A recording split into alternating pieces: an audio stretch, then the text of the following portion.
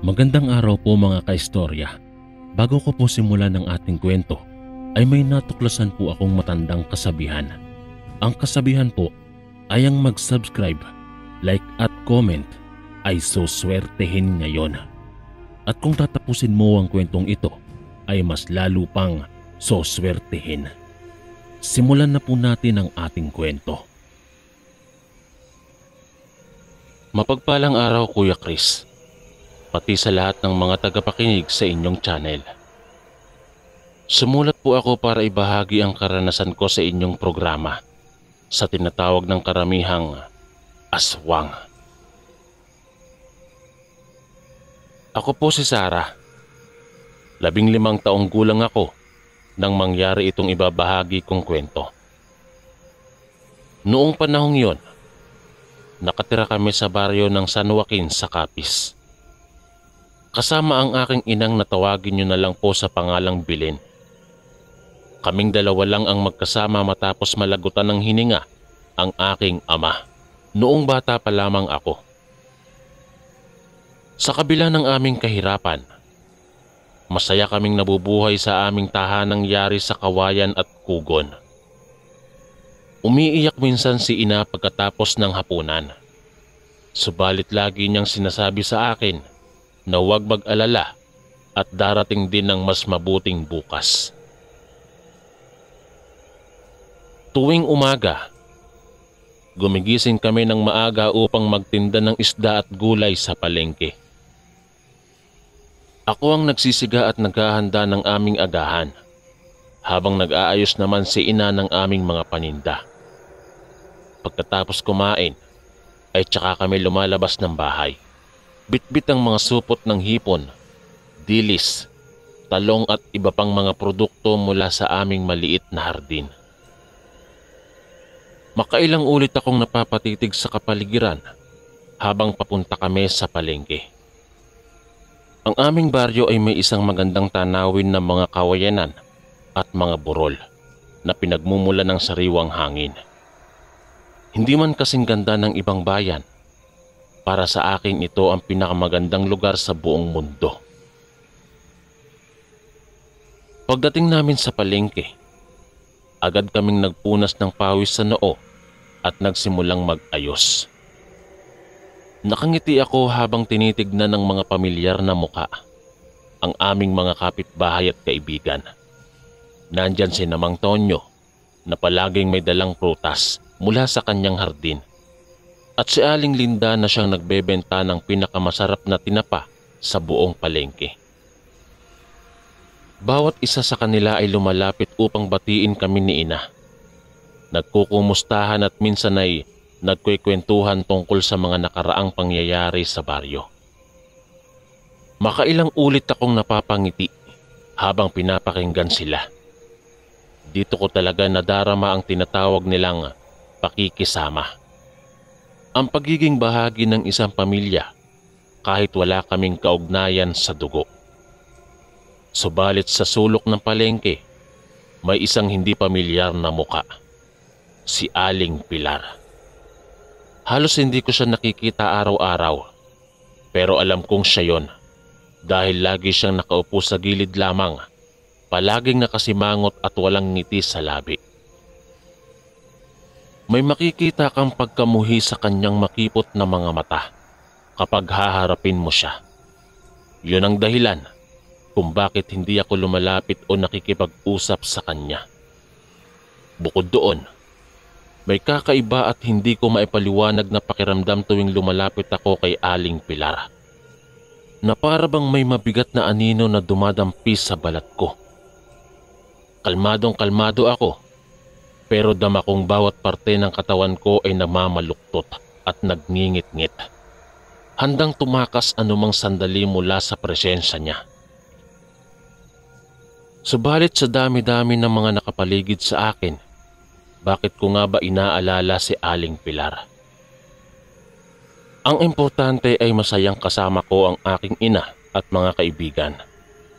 Umiikot ang buhay sa araw-araw sa payapang nayon ng San Joaquin. Paulit-ulit ngunit para sa amin, ang aming mababaw ngunit masayang pamumuhay ang higit sa lahat. Isang linggo ang nakalipas mula nang una kong makita si Aling Pilar sa palengke. Sa kabila ng kanyang kakaibang presensya, patuloy lang ang buhay ko sa simpleng pamumuhay sa aming nayon. Gaya ng lagi, maagang nagigising kami ni Ina upang maghanda sa aming pang-araw-araw na gawain. Masayang nag-uusap habang kumakain ng tinapay at sardinas. Ikinuwento ko sa kanya ang tungkol sa pangarap kong maging guro balang araw. Natawa si Ina at sinabing gagawin niya ang lahat para matupad ito. Pagkatapos kumain ay agad kaming nag-ayos ng aming paninda papunta sa palengke. Para sa araw na yon, pumili kami ng sariwang bangus at tilapia mula sa mga mangingisda. May kaunti ring papaya at mangga mula sa aming puno para maihalo sa mga isda. Habang naglalakad kami ni Ina patungo sa palengke, napansin ko ang malawak na ngiti sa kanyang mga labi. Kitang-kita ko ang kaligayahan sa kanyang mga mata.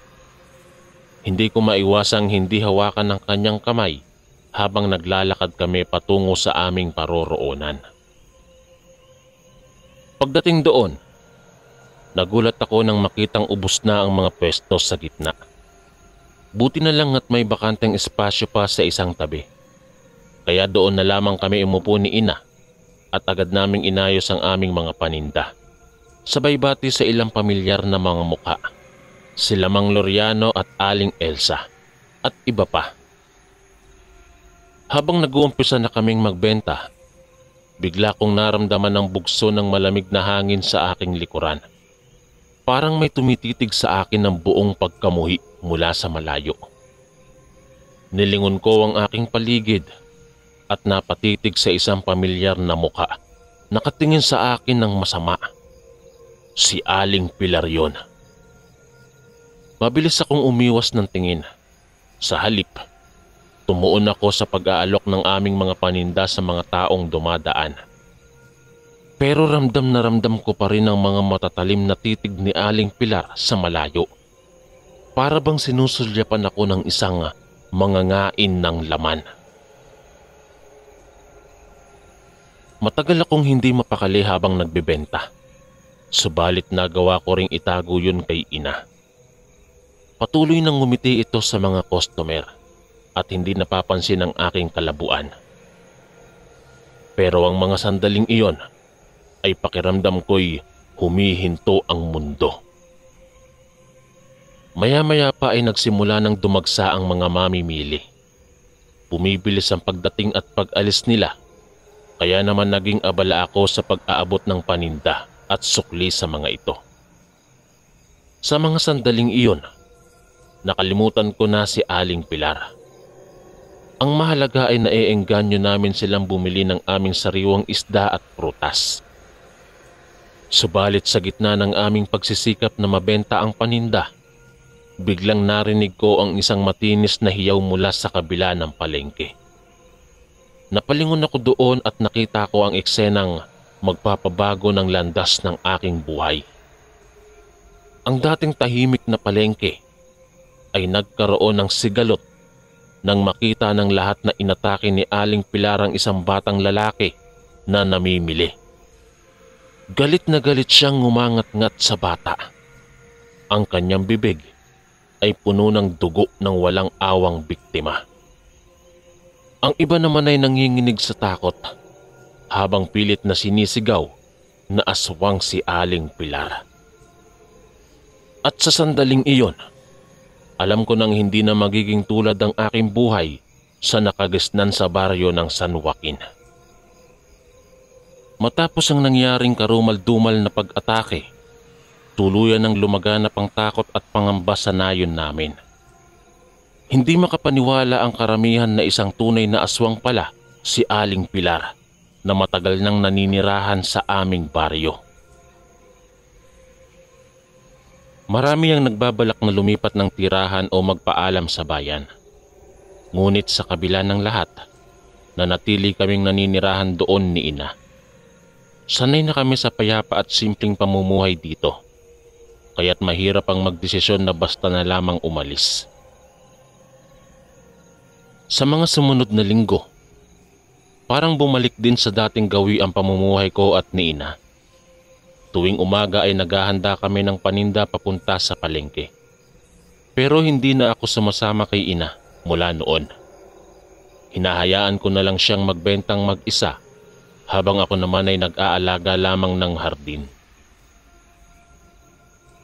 Isang Sabado ng umaga, habang umiinom ako ng kape, biglang dumating si Aling Belen, ang among kapitbahay sa kabila ng daan. Napansin niyang matamlay ako, kaya't inanyayahan akong sumama sa kanya upang mamitas ng mangga sa kanilang puno. Pagkatapos ay sasamahan niya daw ako sa bayan upang mamalengke ng pagkain. Sa simula ay ayaw kong pumayag, sapagkat takot pa rin ako na makakita ng anumang hindi magandang pangyayari, gaya ng kay Aling Pilar. Ngunit dahil sa pangungulit niya at pangako niyang sasamahan ako sa bayan ng ligtas, napapayag din niya ako. Kaya nga't naglakad kaming dalawa patungo doon kinahapunan. Pagkatapos naming mamalengke ng kailangan, dumaan sandali si Aling Belen sa parokya upang bisitahin ang kanyang kaibigan na si Padre Demias.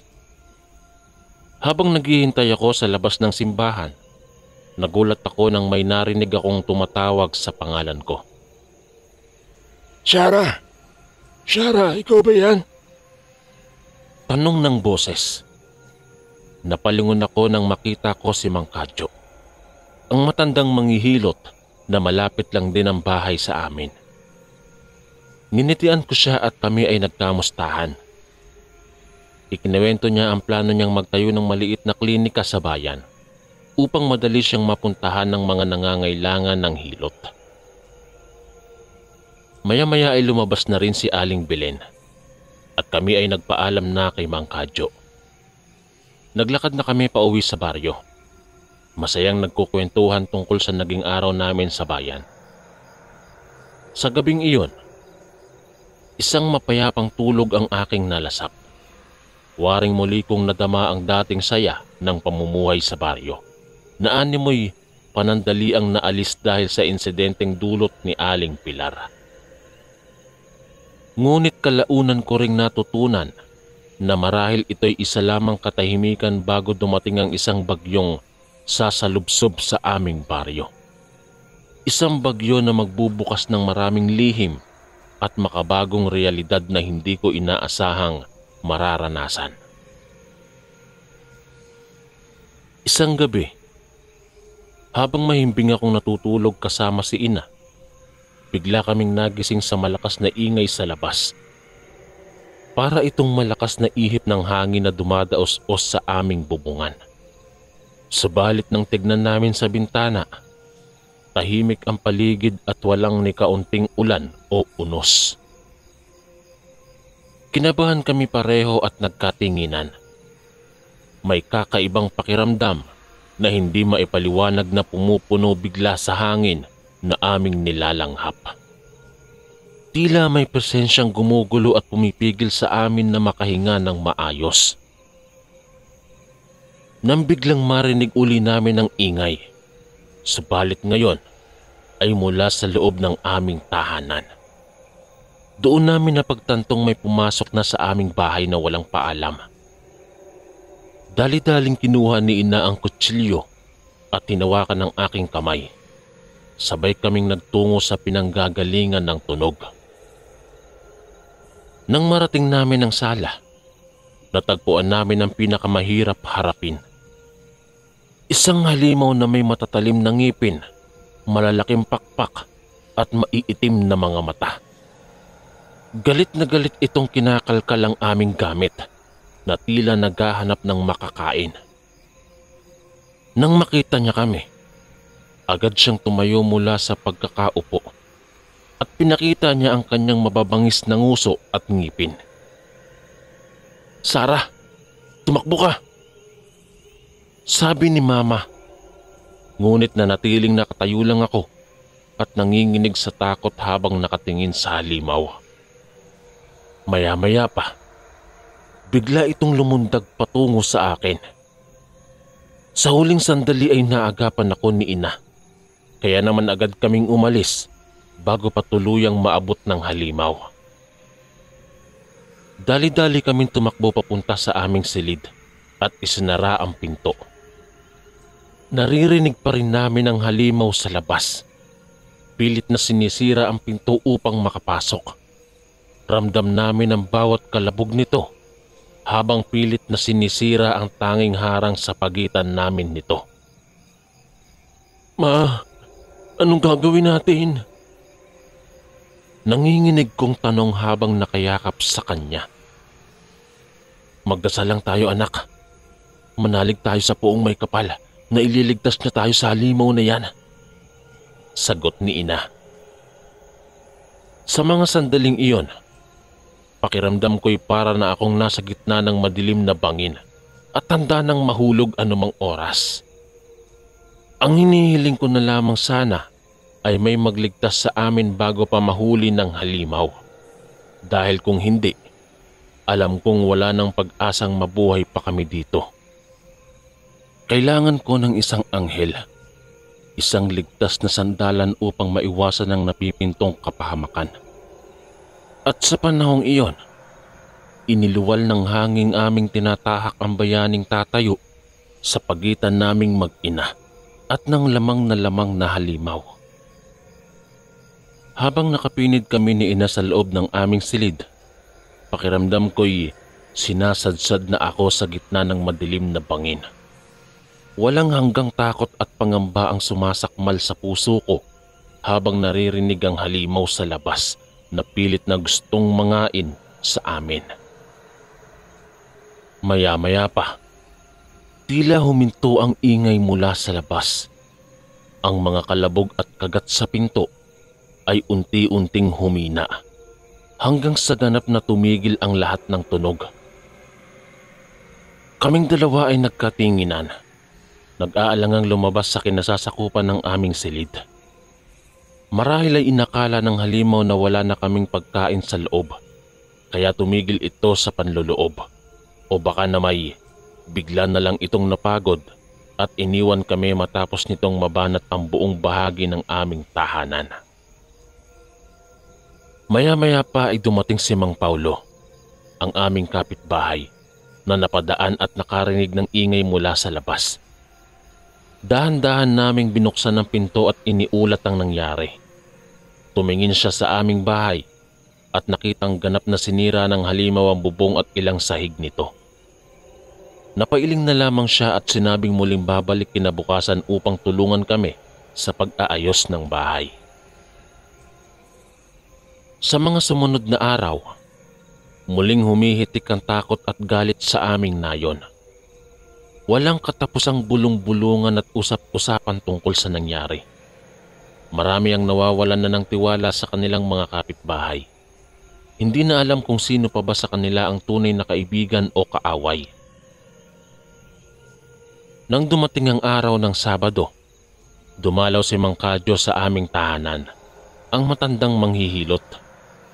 Nalaman niyang inatake kami ng halimaw at nais niyang tulungan kami at protektahan gamit ang kanyang mga anting-anting. Napaisip kami ni ina at napagdesisyonang tanggapin na lamang ang kanyang alok. Sapagkat sa panahong iyon, nagmamakaawa na kami para sa anumang bagay na makapagliligtas sa aming mga buhay. Laking tuwa namin ang ibahagi sa amin ni Mang Kadyo na may kilala siyang matandaring lalaking marunong dumamay laban sa mga halimaw. Si Apong Ipe raw ito at lubos siyang magaling sa paggawa ng mga agimat. Pupuntahan natin siya mamayang gabi at hihilingin natin tulungan tayo laban sa mabagsik na nilalang. Ani Mang Kadyo. Nanginginig man ang aking mga tuhod sa takot, tumango ako sa kanyang mungkahi. Ano man ang mangyari, kailangan kong harapin ang aking mga nilalaban. Pati na rin ang aking mga agam-agam na buong tapang at sigasig. Para kay ina at para sa sarili kong kaligtasan. Kinagabihan, Sinamahan kami ni Mang Kadyo patungo sa tirahan ni Apong Ipe. Matanda na itong lalaking bihasa sa pakikipaglaban sa iba't ibang uri ng maligno at halimaw. Hangad naming makuha ang kanyang tulong upang mailayo ang masamang nilalang na nagbabalak sa aming buhay. Mahabang lakaran ang tinahak namin patungo sa kanyang tirahan. Nakatago ito sa pinakadulo ng nayon, sa tabi ng mababang pader at malalaking puno ng akasya. Madilim at nakakatakot ang paligid nito, ngunit patuloy pa rin kaming nagtungo doon nang walang pag-aatubiling kahit kaunti. Apong Ipe! Apong Ipe! Kailangan namin ng tulong nyo. Sigaw ni Mang Kadyo nang makarating kami sa pintuan ng kubo. Isang sandali lamang ay lumabas na ang hindi naman katandaang lalaki. Nakasuot ng itim na damit at ang ulo'y napapalibutan ng mahabang puting buhok. Makipot ang kanyang mga mata na tila sinusulyapan kami ng maigi, na para bang sinusuri kung karapat-dapat ba kaming lapitan. Ano ang maitutulong ko sa inyo? Tanong nito. Ang boses ay garalgal at mahina. Ipinagtapat namin na nilusob kami ng isang halimaw at nais naming labanan ito gamit ang kapangyarihan ng mga agimat. Sa unay tila hindi niya kami pinapaniwalaan. Subalit nang makita ang takot at pangamba sa aming mga mata, tumango ito at sinabing handa niya kaming tulungan. Alam kong isang kanid na nilalang ang inyong kalaban at handa akong harapin ang uri nitong mabagsik. Wika ni Apong Ipe. Nagpasalamat kami ng buong puso at umasa na mabibigyan kami ng proteksyon laban sa halimaw. Umuwi kaming may bagong pag-asa sa puso, bagaman ay may pangambang nananatiling gumuhit sa aming isipan. Ngayong gabing ito, malalaman kung sapat na ba ang aming lakas upang harapin ang nilalang o kung tuluyan na ngang masasawi ang aming mga pangarap at buhay sa kapangyarihan nitong masama. Kinabukasan, nagtungo si Apong Ipe sa aming tahanan. Bitbit ang kanyang mga agimat, sibat, kampilan, anting-anting, kwintas na may bawang at iba pa. Sa gabing iyon, ay inasahan naming babalik muli ang halimaw upang guluhin kami. Kaya naman kailangan naming maghanda. Una, tinuruan kami ni Apong Ipe kung paano epektibong ilagay ang mga agimat sa paligid ng bahay. Inilagay namin ang mga ito sa bintana, pinto, sahig, bubungan at maging sa puno sa labas. Ang bawat isa ay may iba't ibang kapangyarihan laban sa masasamang nilalang. Ito ang bawang. Mabisa itong pangontra sa mga maligno. Paliwanag ni Apong Ipe habang iniikot ang mga bawang sa aming hardin. Samantala, ang sibat naman daw niya ay gawa sa pinakamatigas na bakal na hindi kayang tibagin ng halimaw. May kampilan din na binigay na galing pa raw sa matatag na bundok kung saan naninirahan ng mga engkanto. Lahat ng iyon ay inihanda namin ng buong sigasig at pananalig na magiging mabisa laban sa kaaway. Nang gabihin na, pumesto na kami sa loob ng bahay at hinihintay ang pagdating ng halimaw. Hawak ni Apong Ipe ang kanyang sibat, handang kumilos kapag sumugod na ito. Kaming dalawa naman ni Inay ay nakayuko at hindi mapakalis sa kaba. Biglang may malakas na tunog na pagtama mula sa labas. Tila may isang malaking ibon na kakaibang dumapo sa aming bubungan. Nanginginig kaming lahat habang pinapakinggan kung ano ang susunod na magaganap. Narito na ang inyong kaaway. Magdasal kayo't manalig sa puong may kapal. Sambit ni Apong Ipe.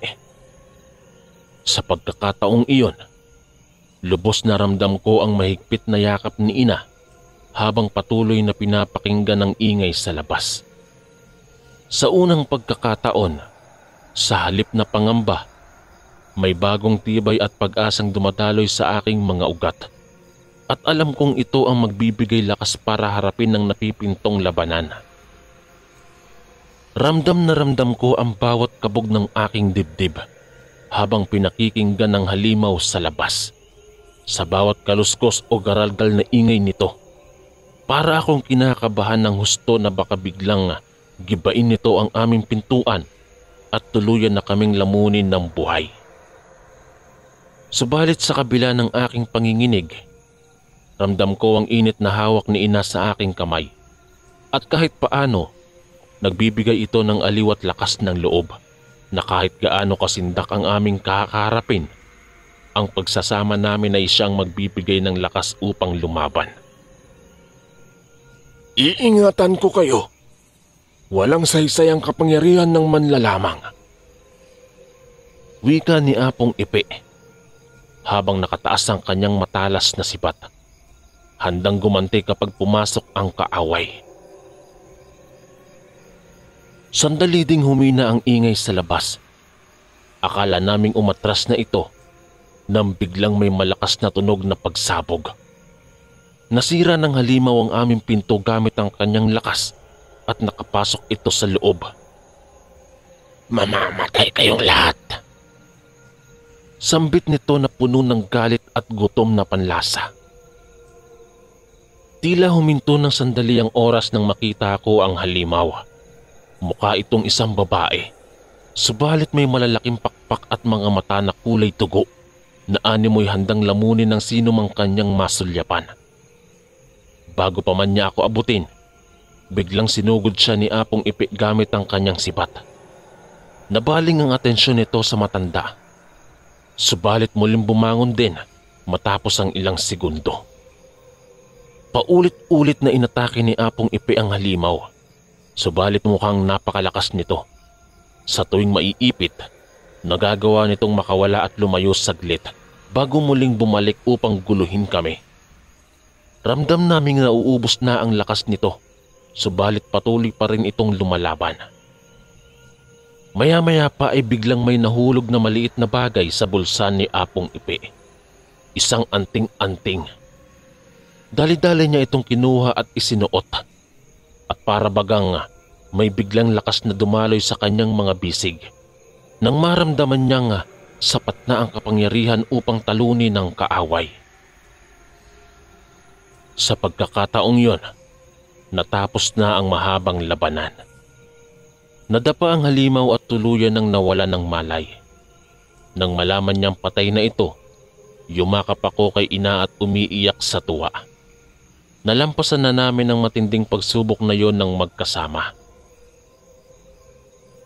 At sa wakas, muli na namang maaaring mabuhay ng tahimik at payapa sa aming pinakamamahal na baryo. Matapos ang mahabang labanan at maranasan ng halos kamatayan, nagkaroon ulit kami ni ina ng mapayapang buhay sa aming baryong minamahal. Si Apong Ipe ay patuloy na naging inspirasyon at tagapagtanggol. Hindi lang sa amin, kundi maging sa ibang residente na matagal nang nabubuhay sa takot. Lumaganap ang kwento ng kanyang kagitingan at marami ang pumupunta sa kanyang tahanan upang pasalamatan at humingi ng payo. Ako naman, unti-unti ko ring nalampasan ang aking mga agam-agam. Kahit minsan ay bumabalik pa rin sa alaala ko ang mga nangyari. Agad ko itong tinataboy sa isipan. Pinipili kong isipin na iyon ay bahagi lamang ng nakaraan. At ang mahalaga ay ang magandang kinabukasan na naghihintay sa akin kasama ang aking ina at mga kaibigan. At kahit paano'y natutunan kong maging mas matatag at mapagmatsyag laban sa anumang kapahamakan. Alam kong may mga bagay sa mundong ito na hindi kayang ipaliwanag ng simpleng paniniwala. Subalit ang mahalaga ay manatiling bukas ang isipan sa maraming posibilidad, maging handa sa anumang pagbabago, at haraping muli ang buhay na may bagong pag-asa at pananampalataya. Hanggang dito na lang po ang aking kwento, Kuya Chris. Umaasa po ako na mababasa nyo ito sa inyong programa. Maraming salamat po. Ang inyong kaistorya, Sarah. Maraming salamat po mga kaistorya sa pakikinig. At kita-kits po ulit bukas para sa isa na namang nakakatakot na kwento. Ito po si Kuya Chris, ang inyong kaistorya. God bless po at ingat po lagi.